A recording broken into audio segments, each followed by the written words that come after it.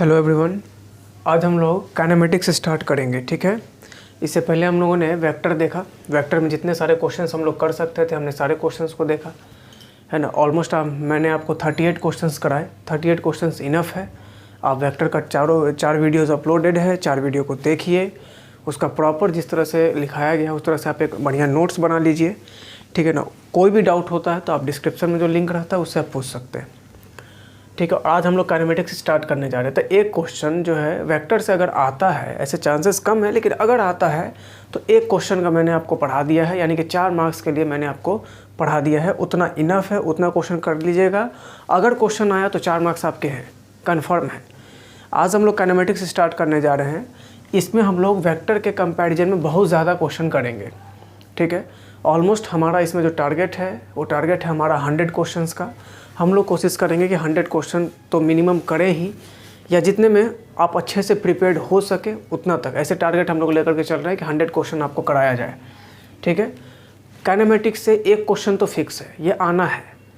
2 भी आ सकते हैं, ठीक है, अगर आप उतना कंसेप्ट क्लियर कर लीजिएगा। अब सवाल उठता है कि 100 क्वेश्चन करने के बाद और इतना लंबा चैप्टर थ्योरी वगैरह पढ़ने के बाद सिर्फ 4 नंबर। तो बाबू बात ये है कि इसमें सिर्फ आपको 4 मार्क्स की बात नहीं है, या फिर ऐसा नहीं कि सिर्फ एक क्वेश्चन की बात है। बात यह है कि इसका जो कंसेप्ट होगा वो आपको आगे हेल्प करेगा, वो बहुत ज़रूरी है आगे के लिए, ठीक है।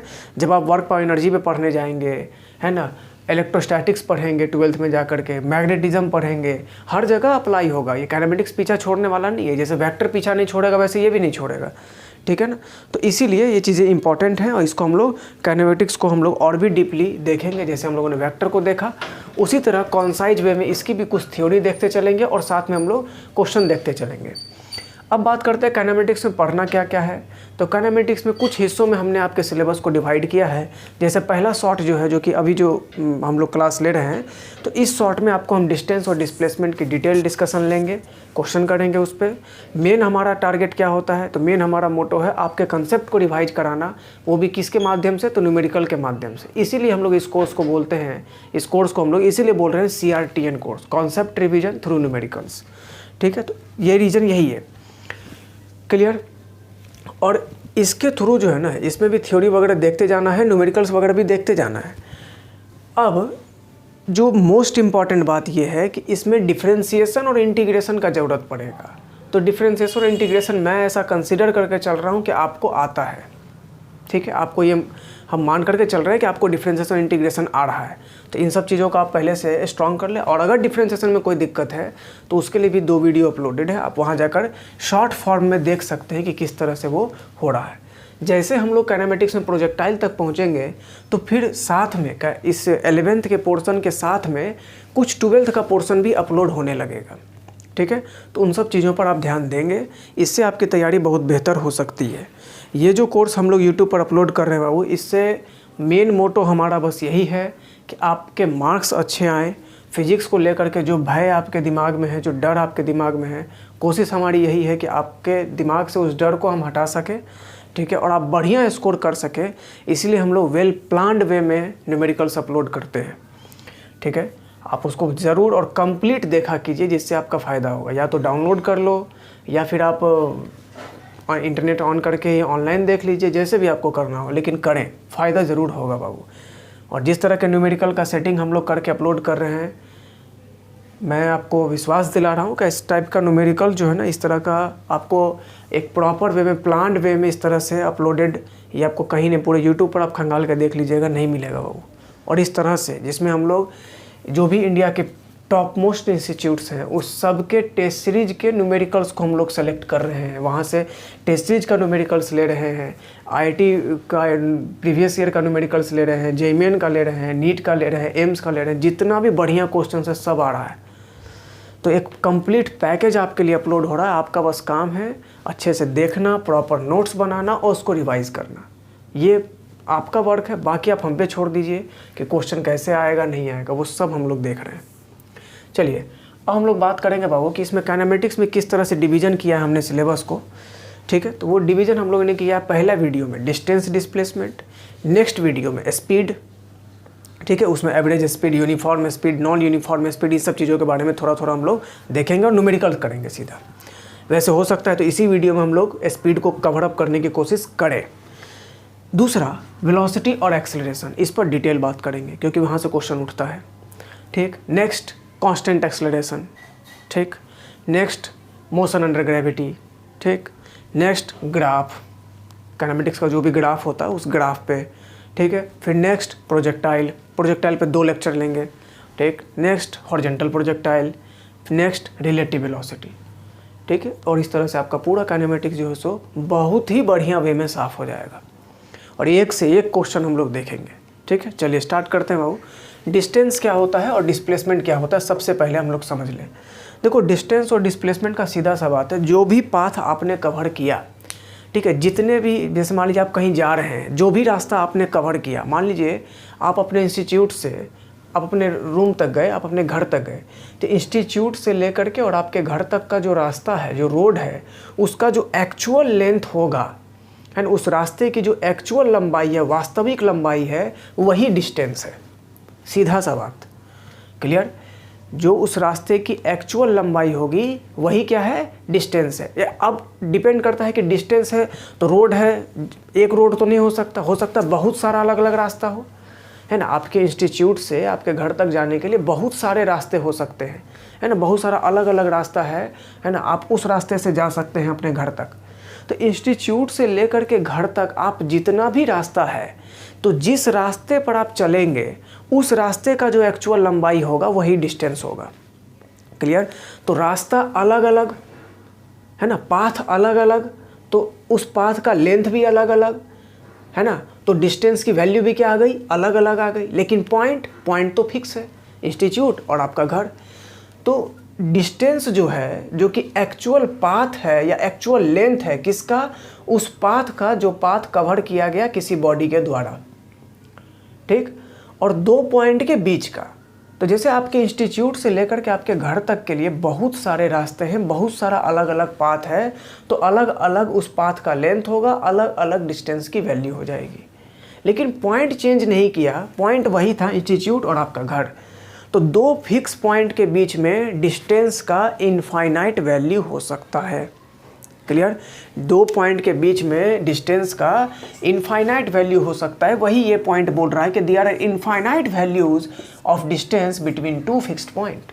2 पॉइंट के बीच में जो है वो आपको डिस्टेंस का इनफाइनाइट वैल्यू हो सकता है, क्लियर है। अब जैसे मान लीजिए सपोज दैट पटना से कोई आदमी दिल्ली जाना चाह रहा है, तो पटना से दिल्ली जाने के लिए बाय एयर भी जा सकते हैं, बाय रोड भी जा सकते हैं, बाय ट्रेन भी जा सकते हैं। तो बाय रोड कुछ और डिस्टेंस है, बाय ट्रेन कुछ और डिस्टेंस है, बाय एयर कुछ और डिस्टेंस है, और भी कहीं से मान लो घुमा फिरा के गया तो वहाँ से कुछ और डिस्टेंस है। तो पॉइंट तो फिक्स है, एक पटना और एक दिल्ली, 2 पॉइंट फिक्स है। लेकिन जैसे जैसे हमने रास्ता बदला तो उस रास्ते की लंबाई बदली और इसीलिए डिस्टेंस की वैल्यू भी क्या हो गई, अलग अलग हो गई। ठीक है, तो 2 फिक्स पॉइंट के बीच में डिस्टेंस की इनफाइनाइट वैल्यू हो सकती है। ये एक पॉइंट आपको समझ में आ गया। नेक्स्ट, डिस्टेंस कैसा क्वांटिटी है, स्केलर क्वांटिटी है। ठीक है, डिस्टेंस कैसा क्वांटिटी है, स्केलर क्वांटिटी, यानी कि डायरेक्शन पे डिपेंड नहीं करेगा। इसका एक और मतलब होता है कि जैसे जैसे, है ना, अगर कोई मूविंग ऑब्जेक्ट है, तो उस मूविंग ऑब्जेक्ट के केस में जैसे जैसे वो मूविंग ऑब्जेक्ट अपना आगे बढ़ता जाएगा, मूव करता जाएगा, डिस्टेंस की वैल्यू भी कंटिन्यूसली क्या होगी, बढ़ती जाएगी, इंक्रीज होती जाएगी। ठीक है, यानी कि जो डिस्टेंस का वैल्यू है वो हमेशा क्या होना है, पॉजिटिव होना है या फिर इंक्रीजिंग होना है, किसके लिए, फॉर मूविंग ऑब्जेक्ट। और अगर कोई ऑब्जेक्ट रेस्ट में है तो डिस्टेंस की वैल्यू 0 हो जाएगी। ऑब्वियस सी बात है, रेस्ट में मूव किया ही नहीं तो फिर काहे का डिस्टेंस। ठीक है, लेकिन डिस्टेंस की वैल्यू, रेस्ट में कोई बॉडी है और डिस्टेंस की वैल्यू 0, तो ये कब, जब जहाँ पर वो रेस्ट में है, जिस पॉइंट पे वो रेस्ट में है वहीं से डिस्टेंस मेजरमेंट करना है, तब 0, क्लियर। चलिए नेक्स्ट, डिस्प्लेसमेंट के बारे में सबसे इंपॉर्टेंट बात, ये कैसा क्वांटिटी है, वेक्टर क्वांटिटी, यानी कि ये डायरेक्शन पर डिपेंड करेगा। डिस्टेंस की जो वैल्यू थी वो हमेशा पॉजिटिव होती थी, लेकिन डिस्प्लेसमेंट की वैल्यू पॉजिटिव भी संभव है, निगेटिव भी संभव है और 0 भी संभव है। अगर कोई मूविंग ऑब्जेक्ट होता था तो डिस्टेंस की वैल्यू हमेशा इंक्रीज करती थी, लेकिन अगर कोई मूविंग ऑब्जेक्ट होगा तो डिस्टेंस की वैल्यू इंक्रीज भी कर सकती है और डिक्रीज भी कर सकती है। क्यों, क्योंकि ये माइनस भी हो सकता है, डायरेक्शन पलटेगा तो माइनस लग जाएगा, वैल्यू घटने लगेगी, क्लियर। अब समझो डिस्प्लेसमेंट के बारे में है ना। डिस्प्लेसमेंट के बारे में 2 पॉइंट बहुत इंपॉर्टेंट है, 2 ही चीज़ आपको दिमाग में रखना है। सबसे पहला बात कि डिस्प्लेसमेंट जो है वो क्या है, शॉर्टेस्ट डिस्टेंस है। 2 पॉइंट के बीच का, 2 डेस्टिनेशन के बीच का जो सबसे मिनिमम डिस्टेंस होगा वही डिस्प्लेसमेंट कहलाएगा, पहला इंपॉर्टेंट।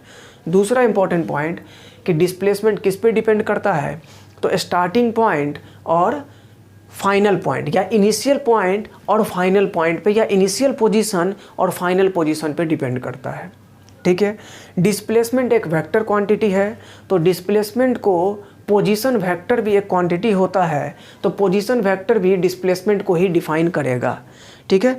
किसी भी पॉइंट का अगर आप पोजीशन वेक्टर लिखते हैं, पोजीशन वेक्टर क्या होता है, तो किसी भी पॉइंट का पोजीशन वेक्टर उस पॉइंट का एग्जैक्ट इन्फॉर्मेशन देगा कि वो पॉइंट एक्चुअली में X axis, Y axis, Z axis, है ना, इस एक्सिस के अकॉर्डिंग कहाँ है, उसके बारे में वो एग्जैक्ट इन्फॉर्मेशन आपको देता है। ठीक है। तो डिस्प्लेसमेंट की जो वैल्यू होगी, यानी कि जो मैग्नीट्यूड ऑफ डिस्प्लेसमेंट होगा, वो हमेशा डिस्टेंस से क्या होगा, या तो कम होगा या हार्डली उसके बराबर हो जाएगा। क्यों?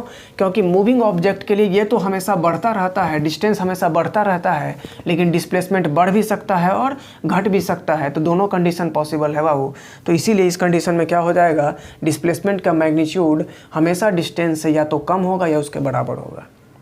तो अगर आप डिस्प्लेसमेंट के मैग्नीट्यूड में डिस्टेंस से डिवाइड करिएगा, छोटे क्वांटिटी में बड़े क्वांटिटी से डिवाइड कीजिएगा, तो वैल्यू क्या आएगी, वो value less than equal to 1 आएगी। क्लियर? फिर से ओवरऑल एक बात समझ लो, डिस्टेंस और डिस्प्लेसमेंट क्या है। तो डिस्टेंस का सीधा सा मतलब है जो भी रास्ता आप चले, उस रास्ते को जितना दूर तक आप चले, जिस रास्ते पर आपने जो है सो वॉकिंग किया, जिस रास्ते पर आप चले हैं, उस रास्ते का लंबाई नाप लीजिए, वही डिस्टेंस है। डिस्प्लेसमेंट क्या है, तो 2 बात, शॉर्टेस्ट डिस्टेंस को डिस्प्लेसमेंट बोलते हैं 2 पॉइंट के बीच का, और या दूसरी चीज़ डिस्प्लेसमेंट किस पे डिपेंड करेगा, तो इनिशियल पोजीशन और फाइनल पोजीशन पे डिपेंड करेगा। डिस्टेंस पॉजिटिव होता है मूविंग ऑब्जेक्ट के लिए, या तो पॉजिटिव होगा या हमेशा बढ़ेगा, घटेगा कभी नहीं। डिस्प्लेसमेंट घट भी सकता है। डिस्टेंस कैसा क्वांटिटी, स्केलर। डिस्प्लेसमेंट कैसा क्वांटिटी, वेक्टर। 2 फिक्स पॉइंट के बीच में डिस्टेंस की इन्फिनाइट वैल्यू हो सकती है, रास्ता बदलेंगे, रास्ता का लंबाई बदल जाएगा, लंबाई बदल गया, डिस्टेंस बदल गया। लेकिन जो डिस्प्लेसमेंट है वो 2 फिक्स पॉइंट के बीच में फिक्स होगा, एक यूनिक वैल्यू होता है, क्योंकि वो शॉर्टेस्ट डिस्टेंस होता है, उसी को डिस्प्लेसमेंट बोलते हैं। तो 2 पॉइंट के बीच का जो डिस्प्लेसमेंट का आंसर आएगा वो हमेशा सेम आएगा, वो मतलब फिक्स आना चाहिए। ठीक है। ये पाथ पे डिपेंड नहीं कर रहा, ये इनिशियल पॉइंट और फाइनल पॉइंट पे डिपेंड करता है। डिस्प्लेसमेंट का मैग्नीट्यूड हमेशा डिस्टेंस से या तो कम होगा या उसके बराबर होगा। अगर आप मैग्नीट्यूड ऑफ डिस्प्लेसमेंट को डिस्टेंस से डिवाइड करते हैं तो वैल्यू या तो लेस देन 1 आएगी या फिर इक्वल टू 1 आएगी। तो ये था आपका डिस्टेंस और डिस्प्लेसमेंट का प्रॉपर कंसेप्ट, एक ओवरऑल ज़बरदस्त रिवीजन। ठीक है। अब आपको कोई ज़रूरत नहीं है आप कोई नोट्स को पढ़ें, फलना पढ़े, चिलना पढ़े, कुछ नहीं करना, क्वेश्चन पे आते हैं। ठीक है। यहाँ देखो बाबू, मान लीजिए हमने इससे सरफेस से, इस पोजीशन से, है ना, इस लेवल से किसी बॉडी को u वेलोसिटी से थ्रो कर दिया, बॉडी मान लीजिए y मीटर तक ऊपर गया, फिर y मीटर, ये फिर नीचे आ गया। तो यहाँ से लेकर के यहाँ तक का जो लेंथ है वो y मीटर है। तो डिस्टेंस कितना हुआ, डिस्टेंस होता है एक्चुअल पाथ, जितना आप चले सब जोड़ो, तो y गया, y आया, तो यानी कि जो डिस्टेंस होने वाला है वो होने वाला है y प्लस y, यानी कि 2y मीटर। डिस्प्लेसमेंट क्या हो गया, डिस्प्लेसमेंट इनिशियल और फाइनल पोजीशन पे डिपेंड करता है। पहले भी आप ज़मीन पे थे, बाद में भी आप ज़मीन पर हैं। ठीक है ना। इनिशियल और फाइनल पोजीशन पे डिपेंड करता है, तो पहले भी आप जहाँ थे वहीं हैं, यानी कि आपका इनिशियल पॉइंट भी सेम और फाइनल पॉइंट भी सेम, तो कोई अंतर नहीं है, तो डिस्प्लेसमेंट 0। क्लियर? इसमें आते हैं, मान लो बॉडी यहाँ पे था बाबू इंक्लाइंड प्लेन पे, इसको इंक्लाइंड प्लेन बोलते हैं। ये एक बॉडी m मास का बॉडी यहाँ पे था, मूव करके किसी कारण उसको फोर्स लगा होगा, मूव किया, यहाँ तक आ गया। ये सब चीज़ हम लोग न्यूटन्स लॉ में देखेंगे। ठीक है ना। काइनेमेटिक्स क्या होता है, तो काइनेमेटिक्स में हम लोग किसी बॉडी के मोशन को देखते हैं विदाउट कंसिडरिंग इट्स काउज, ये किस कारण से मोशन हो रहा है इस बात पे चर्चा नहीं करते हैं। हाँ, लेकिन उसके ये मोशन कर रहा है इस बात पे हम लोग चर्चा करते हैं, तो उसको बोलते हैं काइनेमेटिक्स। ठीक है ना। न्यूटन्स लॉ में देखेंगे कि क्यों ये नीचे आया, क्यों फोर्स लगा। ठीक, तो यहाँ से ये बॉडी यहाँ से लेके यहाँ तक आया, कितना इस पाथ का, यहाँ से लेके यहाँ तक इंक्लाइंड प्लेन का लंबाई कितना है, y मीटर, तो डिस्टेंस कितना हो गया वो y मीटर। इनिशियल पॉइंट ये है, फाइनल पॉइंट ये है, तो यहाँ से लेके यहाँ तक के बीच का जो गैप है वो कितना है, तो y मीटर, तो डिस्प्लेसमेंट भी कितना हो गया, y मीटर। ठीक है। अब इस पे आते हैं, ये कोई आपको सेमी सर्किल समझ लीजिए, ये पाथ कैसा है, तो ये पाथ है आपका सेमी सर्कल। बॉडी ए पॉइंट पे था, इस तरह से सेमी सर्कल का जो बाउंड्री है, जो आर्क है, वहाँ से मूव करके यहाँ तक आ गया। तो पूरा सेमी सर्किल का जो पूरा सर्किल होता तो 2 पाई आर सर्कमफेरेंस होता, या सेमी सर्किल है तो आधा सर्कमफेरेंस हो गया, तो आधा सर्कमफेरेंस का लेंथ कितना हो गया पाई आर, तो पाई आर मीटर। लेकिन डिस्प्लेसमेंट कितना होगा, तो डिस्प्लेसमेंट के लिए इनिशियल पॉइंट और फाइनल पॉइंट, तो ये रहा ए पॉइंट, ये रहा बी पॉइंट, ठीक है, ये इनिशियल है ये फाइनल है, इस दोनों के बीच का शॉर्टेस्ट डिस्टेंस, तो सीधा चले जाओ तो शॉर्टेस्ट डिस्टेंस कितना हो गया, यहाँ पे आर और यहाँ भी आर, तो टोटल लेंथ कितना हो गया 2r, तो यहाँ हो गया डिस्प्लेसमेंट कितना 2r मीटर। पाई की वैल्यू 3.14 होती है बाबू, पाई की वैल्यू होती है 3.14, तो ये जो डिस्टेंस आ रहा है ये 3.14 इंटू आर है, ये 2r है। तो यहाँ पर तीनों एग्जाम्पल से हम लोग क्या देखें, तो डिस्प्लेसमेंट यहाँ पे देखो 0 हो गया, डिस्टेंस से तो कम ही है, यहाँ पे डिस्टेंस और डिस्प्लेसमेंट क्या हो गया बराबर, यहाँ पे डिस्प्लेसमेंट क्या है डिस्टेंस से कम है। क्लियर, तो डिस्प्लेसमेंट 0 हो सकता है, डिस्टेंस 0 नहीं हो रहा मूविंग ऑब्जेक्ट के लिए। दूसरी बात, डिस्प्लेसमेंट का मैग्नीट्यूड हमेशा या तो डिस्टेंस से कम हो रहा है या डिस्टेंस के बराबर हो रहा है, दो ही चीज़ हो रहा है, ठीक है।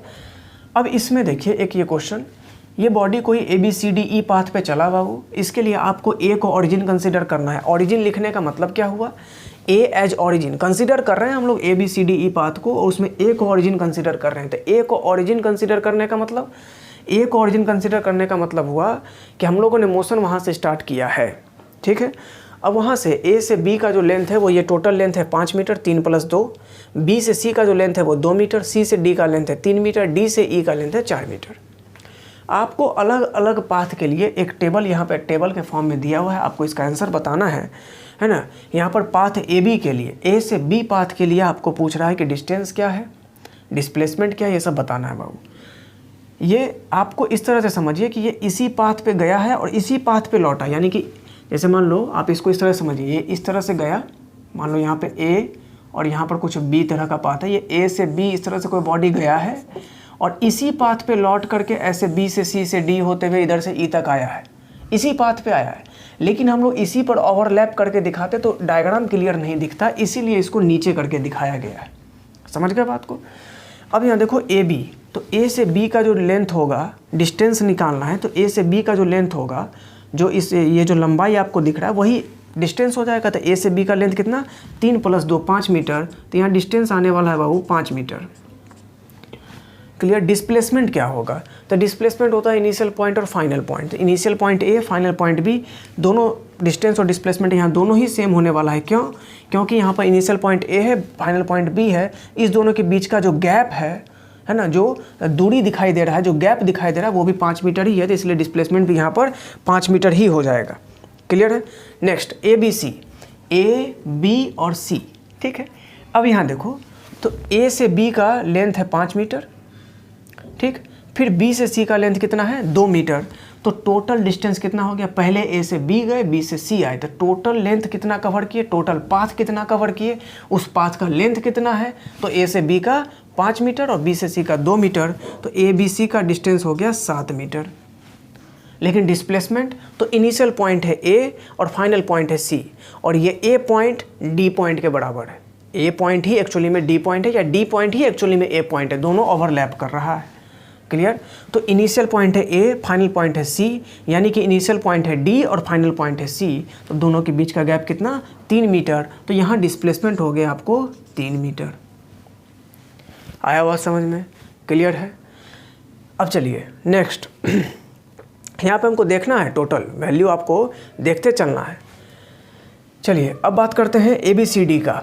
तो ए से बी 5 मीटर, बी से सी 2 मीटर, फिर सी से डी 3 मीटर, या फिर बोल सकते हैं पूरा ए बी सी डी का निकालना है, तो एक बार ए से बी गया, फिर बी से डी, और डी और ए तो बराबर है, तो ए से बी गया एक बार, फिर बी से ए एक बार, तो 2 बार हो गया, तो 5 मीटर प्लस 5 मीटर, टोटल कितना हो गया 10 मीटर। ठीक है। Initial point A, final point D, और हम जानते हैं कि ए और डी कैसा पॉइंट है, दोनों सेम पॉइंट है, तो कितना हो जाएगा डिस्प्लेसमेंट कुछ नहीं। क्यों? क्योंकि दोनों ही इनिशियल पॉइंट और फाइनल पॉइंट सेम हो गया, तो ये आ जाएगा 0 मीटर। क्लियर हुआ। तो इस तरह से हम लोग टोटल जो है आपको गैप फाइंड आउट कर सकते हैं।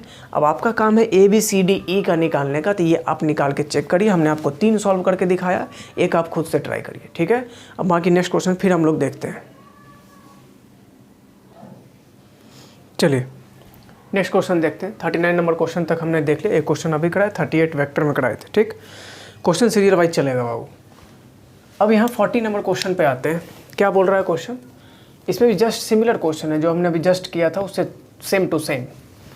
यहाँ देखो, ओ से ए पहला पाथ है आपको, ओ से ए, तो ओ से ए का ओ जो पॉइंट है वही पॉइंट डी है। हम आपको पहले बता रहे हैं कोई बॉडी इस तरह से गया है और इसी पाथ पे रिटर्न हुआ है, लेकिन चूंकि इसी पाथ पर हम ऐसा डायग्राम बनाएंगे तो ओवरलैप कर जाएगा, फिर आपको क्लियर नहीं समझ में आएगा, है ना।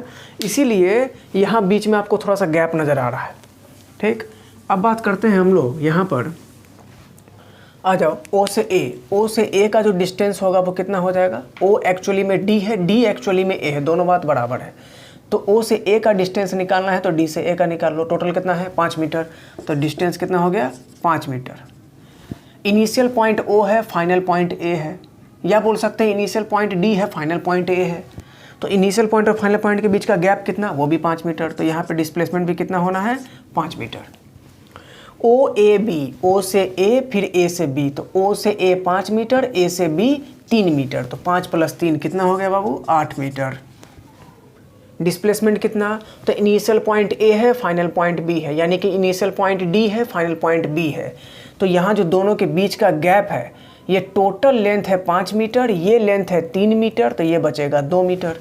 तो डिस्प्लेसमेंट कितना हो गया? 2 मीटर। कैसे?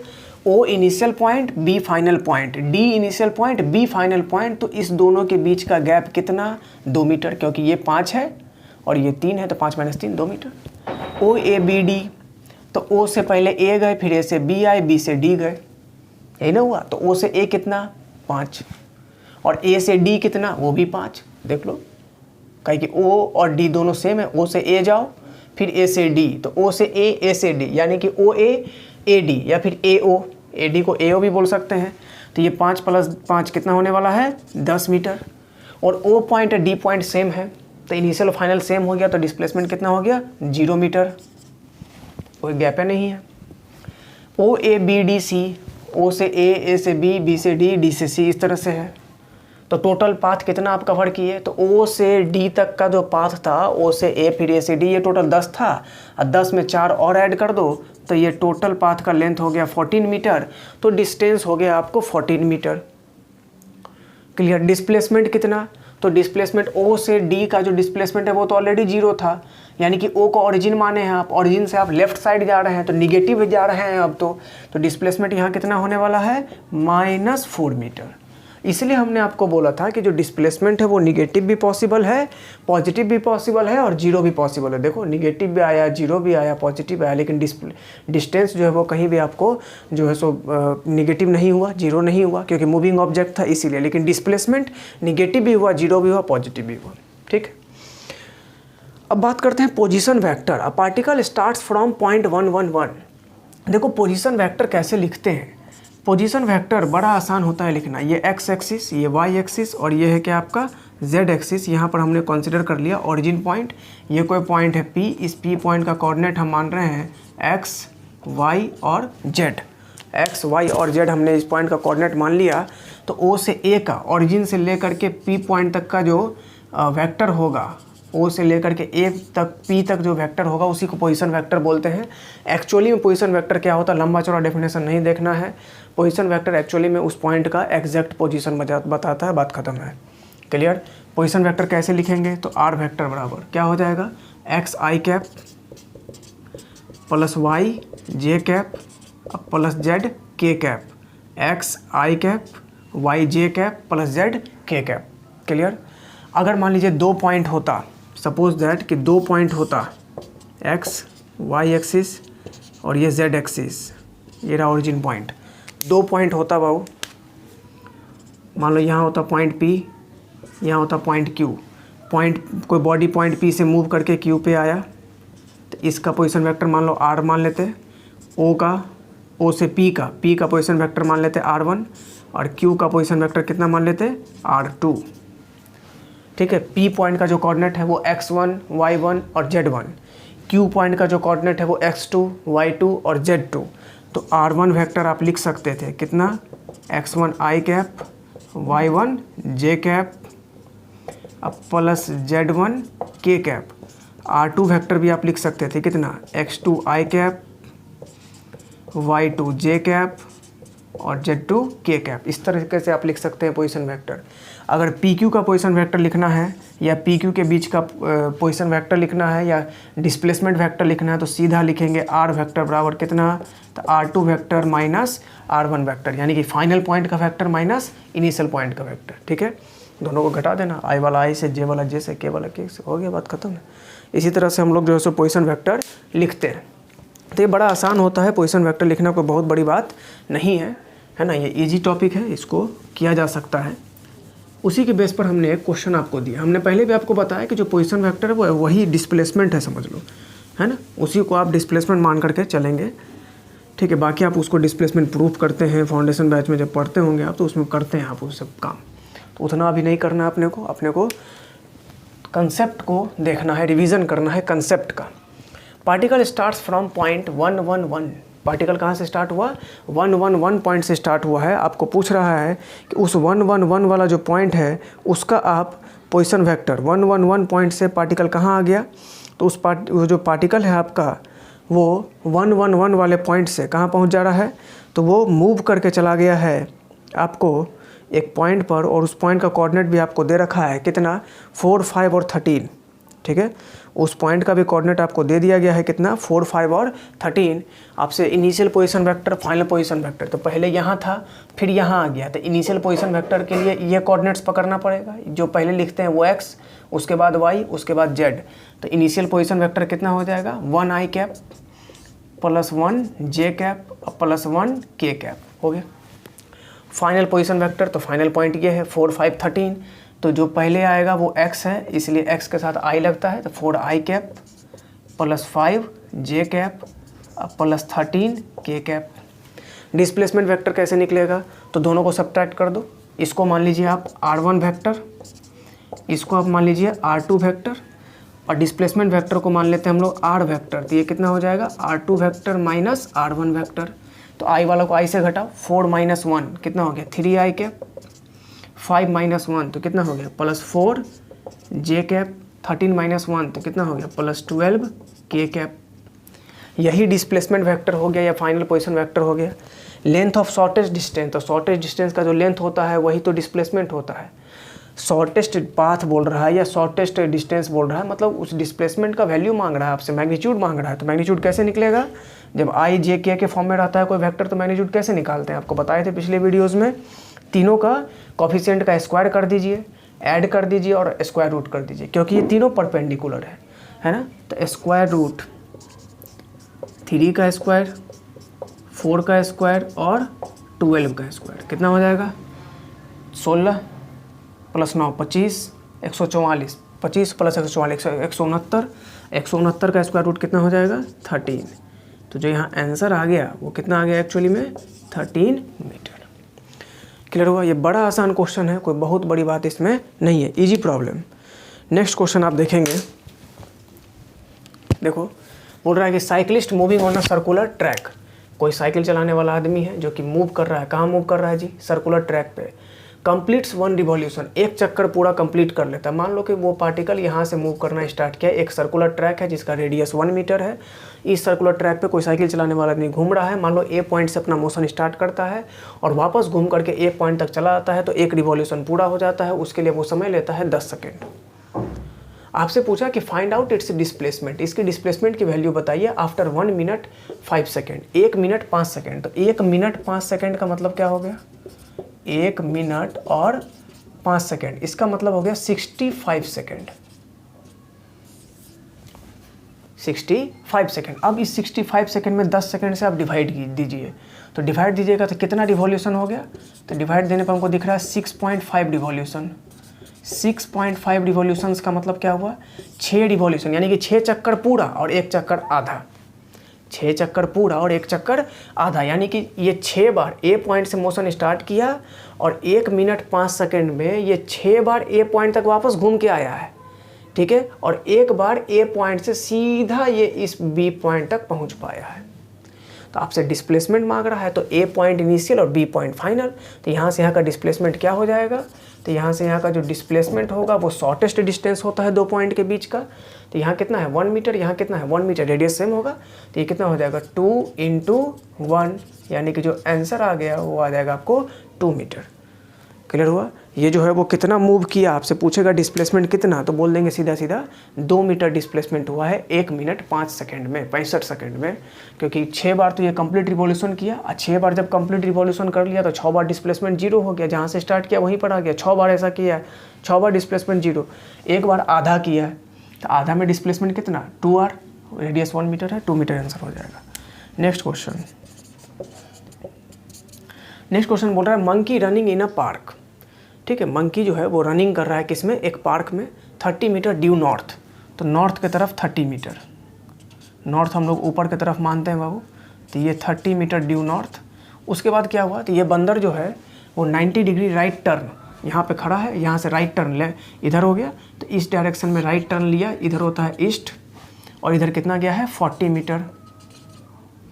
फिर ये क्या हुआ, तो यहाँ पर आने के बाद ये 50 मीटर ऐसे ऊपर एक पेड़ था, यहाँ पे ईस्ट पॉइंट पर, इस पॉइंट से एक पेड़ था ऐसे बाहर निकला हुआ, ये 50 मीटर ऐसे ऊपर आ गया। एक्चुअली में क्या होगा देखो, एक्चुअली में ये इस तरह से गया, यहाँ 30 40 और फिर ऐसे 50 मीटर ऊपर चढ़ गया, ऐसा हुआ है। तो हम लोग लिख सकते हैं इसका जो एग्जैक्ट पोजीशन वेक्टर होगा वो क्या हो जाएगा, तो पोजीशन वेक्टर बराबर लिखेंगे, ऊपर की तरफ गया तो नॉर्थ को मान लो y एक्सिस, ईस्ट को मान लो x एक्सिस, और जो ऊपर की तरफ आता है उसको मान लेते हैं z एक्सिस। ठीक है, अपवार्ड को पॉजिटिव z एक्सिस, डाउनवार्ड को निगेटिव z एक्सिस। और ये जो बोर्ड पर ऊपर की तरफ दिख रहा है इसको, नॉर्थ वाले को y एक्सिस, साउथ वाले को निगेटिव y एक्सिस, ईस्ट वाले को x एक्सिस और वेस्ट वाले को निगेटिव x एक्सिस। तो यहाँ लिखेंगे 30 j cap plus 40 i cap plus 50 k cap.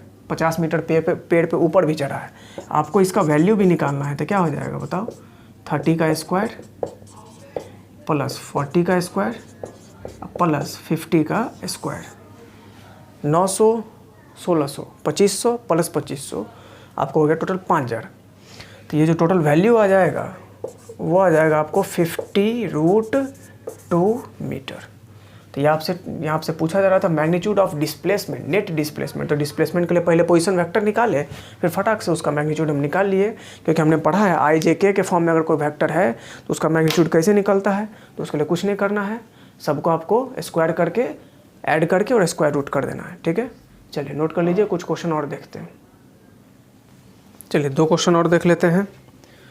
यहाँ देखो बोल रहा है कि द न्यूमेरिकल रेशियो, आपको न्यूमेरिकल जो वैल्यू होता है यानी कि जो मैग्नीट्यूड है उसका रेशियो पूछ रहा है, किसका, तो डिस्प्लेसमेंट का। तो मैग्नीट्यूड ऑफ डिस्प्लेसमेंट और डिस्टेंस, तो डिस्टेंस का तो क्या मैग्नीट्यूड होता है, स्केलर क्वांटिटी, ऑलरेडी उसका मैग्नीट्यूड ही होता है।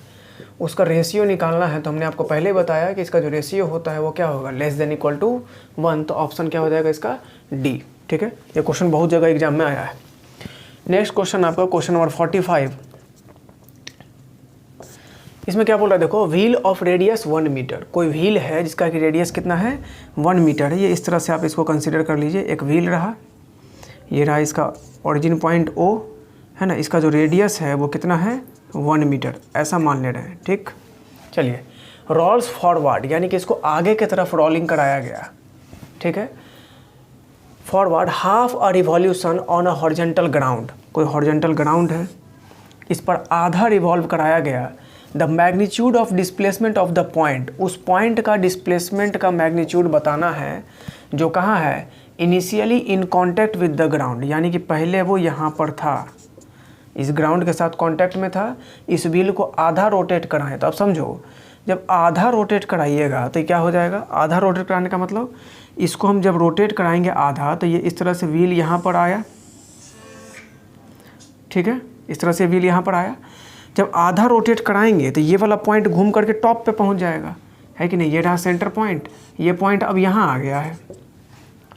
तो आधा रोटेट कराए हैं तो हॉरिजॉन्टल जो ग्राउंड है वहाँ पर कितना डिस्टेंस कवर किया, हाफ रिवॉल्यूशन। कंप्लीट रिवॉल्यूशन होता था 2 पाई आर, हाफ रिवॉल्यूशन है तो कितना पाई आर। पहले ये पॉइंट ग्राउंड पे था, अब पहुँच गया टॉप पे, तो कितना डिस्टेंस कवर कर लिया, ऊपर में कितना 2 आर। ग्राउंड पे पाई आर ऊपर 2r, तो डिस्प्लेसमेंट कितना हो गया, तो डिस्प्लेसमेंट ये है, ठीक है, ये वाला डिस्प्लेसमेंट है, इसको हम r मान लेते हैं। क्लियर, मतलब जो डिस्प्लेसमेंट है वो आपको अब ऐसा दिख रहा है, ये वाली चीज़ आपको निकालनी है। पहले ए पॉइंट यहाँ था, अब ये पॉइंट यहाँ है, डिस्प्लेसमेंट r होगा, ये पाई r है और ये कितना है 2r, दोनों 90 डिग्री एंगल पर होगा। तो यहाँ से आप जो डिस्प्लेसमेंट है वो फाइंड आउट कर सकते हैं, कितना हो जाएगा, तो r बराबर अंडर रूट पाई r का होल स्क्वायर प्लस 2r का होल स्क्वायर, और रेडियस तो 1 मीटर है तो 1 पुट कर दो। क्लियर है, 1 पुट करने के बाद यहाँ से कितना हो जाएगा, अंडर रूट पाई स्क्वायर और प्लस 2 का स्क्वायर कितना हो जाएगा 4। Clear, under root pi square और प्लस जो है वो आपको 2 का स्क्वायर वो कितना होने वाला है 4 होने वाला है। तो ये टोटल जो डिस्प्लेसमेंट का जो मैग्नीट्यूड आ गया वो कितना आ गया, तो square root pi square plus 4 metre. Clear, तो डिस्टेंस और डिस्प्लेसमेंट के लिए इतना कंसेप्ट और इतना क्वेश्चन काफ़ी है। क्लियर, नेक्स्ट वीडियो में हम लोग स्पीड पर जो है सो चर्चा करेंगे, उस पर थ्योरी देखेंगे थोड़ा सा, फिर क्वेश्चन देखेंगे बहुत सारा, और वहाँ पर भी आपको डिस्टेंस और डिस्प्लेसमेंट से रिलेटेड जो है सो क्वेश्चन आएगा, क्योंकि स्पीड तभी निकलेगा, है ना। तो इसीलिए हम लोग नेक्स्ट क्लास में भी आपका डिस्टेंस और डिस्प्लेसमेंट से रिलेटेड क्वेश्चन आएगा, क्योंकि स्पीड फाइंड आउट करना है तो वो इस कंसेप्ट को तो यूज़ करना ही पड़ेगा।